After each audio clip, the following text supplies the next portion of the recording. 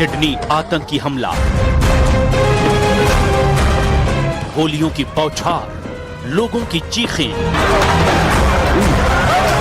बॉन्डी बीच पर हुए अटैक को देखकर पूरे इजराइल में कोहराम मचा हुआ है। सिडनी अटैक को देखकर पूरी दुनिया हैरान है। इजराइल की सड़कों पर मृतकों को श्रद्धांजलि दी जा रही है, क्योंकि हमला तो सिडनी में हुआ है, लेकिन इसका सबसे बड़ा दर्द तेल अवीव में हो रहा है। वो इसीलिए क्योंकि सिडनी में यहूदी लोगों को टारगेट बनाया गया।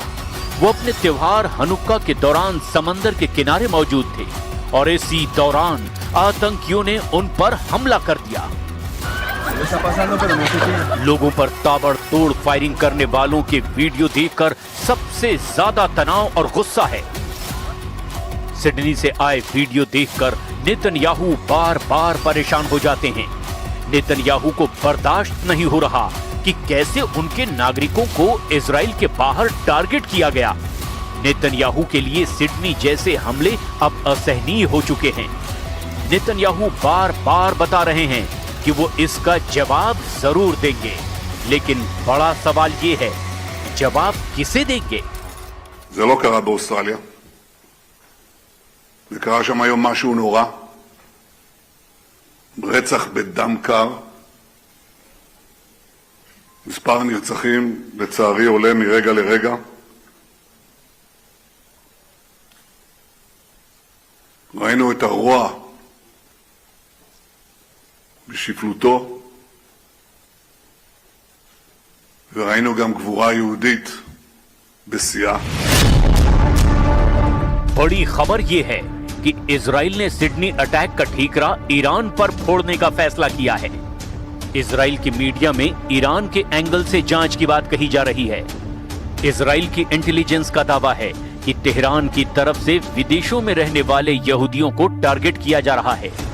हमले के लिए हथियार सप्लाई किए जा रहे हैं और सोशल मीडिया के जरिए हमलों के लिए भड़काया जा रहा है।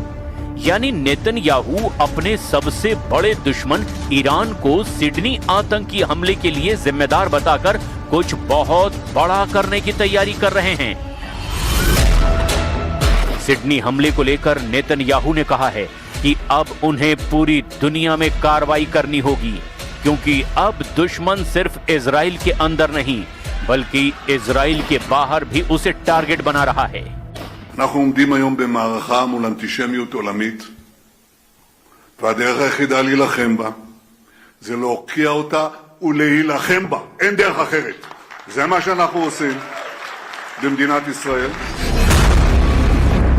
इसमें कोई शक नहीं कि ईरान इजराइल का सबसे बड़ा दुश्मन है और उसने इजराइल को बार बार सबक सिखाने की वार्निंग दी है और उसके कमांडर रोज ऐसी चेतावनी नेतन्याहू के लिए जारी करते हैं।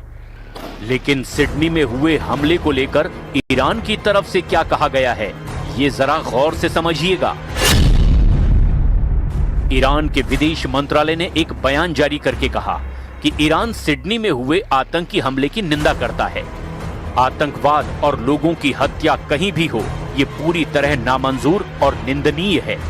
यानी ईरान ने साफ साफ कह दिया कि उसे इस हमले में मारे गए लोगों से हमदर्दी है। लेकिन इजराइल में इसे ईरान की तरफ से बोला गया एक और झूठ बताया जा रहा है। यानी साफ है कि सिडनी टेरर अटैक अब इजराइल और ईरान के बीच में एक और बड़ी टक्कर की दस्तक दे रहा है।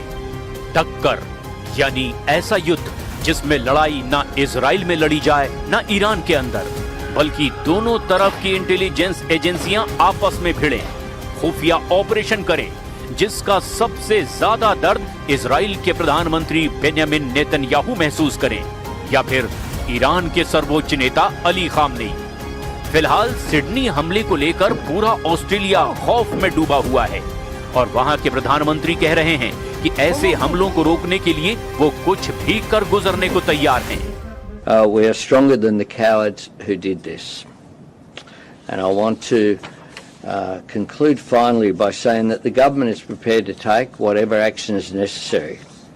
Included in that is the need for tougher gun laws. बताया जा रहा है कि सिडनी में आतंकी हमला करने वाले बाप बेटे की कार से आईएसआईएस का झंडा बरामद किया गया।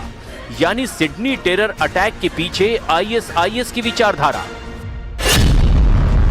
वहीं बड़ा सच ये भी है कि सीरिया की सत्ता पर काबिज हुए अहमद अल शरा या अल जुलानी पहले तो आईएसआईएस और अल कायदा का सरगना था और दिसंबर 2024 में अमेरिका और इजराइल की खुफिया एजेंसियों की मदद से ही उसने सीरिया में बशर अल असद का तख्ता पलट किया था। जुलानी उसी आईएसआईएस का हिस्सा रहा जिसने इराक और सीरिया में लाखों लोगों को मौत के घाट उतारा और इसी आईएसआईएस से लड़ने वाले देशों में सबसे बड़ा नाम ईरान का था।